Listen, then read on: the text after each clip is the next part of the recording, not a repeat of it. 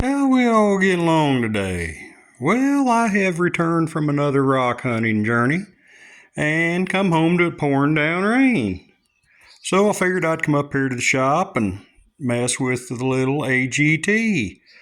I'd found some things that didn't like from the factory, the wiring hanging down. You can check out the other video on that.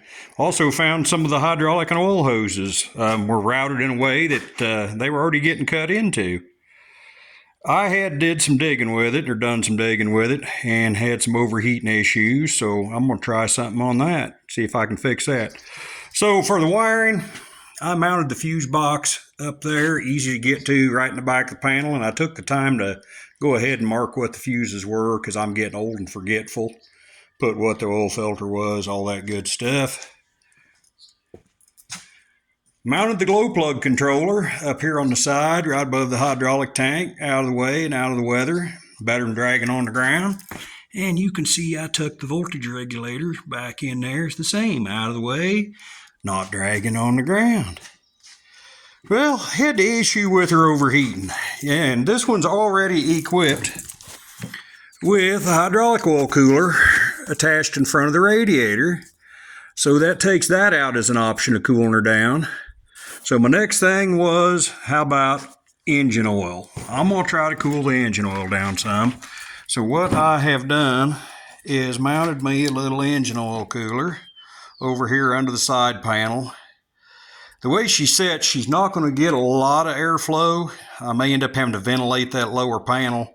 But I did go ahead in the upper panel, cowl, mounted me an electric fan, got me a slimline electric fan, poked it in there. And even though the fan's bigger than the opening, I'm going to try to run it this way first before I get radical and start cutting on the sheet metal, but that is an option. But found this little oil cooler kit on eBay. Oh, not much over $100. Goes in, place the oil filter, just puts a spacer in there. Wasn't the best made on machining. I found a big old chunk of lathe turnings inside there, so be sure if you buy something like that, flush it out good. I went after her some brake cleaner and got her cleaned out. I've got my little thermal switch up in there, a grounding thermal switch. I'm going to use that to actuate the fan off and on. You can pick whatever temperature you want. I went with a 200. That's going to kick the fan on once the engine warms up. Routing the lines, got some good stainless steel braided lines. They seem to be well made.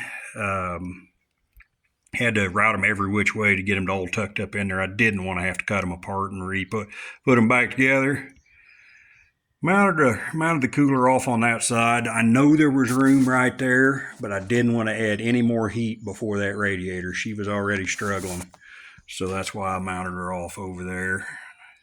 Well, I'm going to get to work on the relays and what have you, and we're going to see if we can get this thing up and going and running a little cooler. Hope y'all having a good Saturday. Catch you later.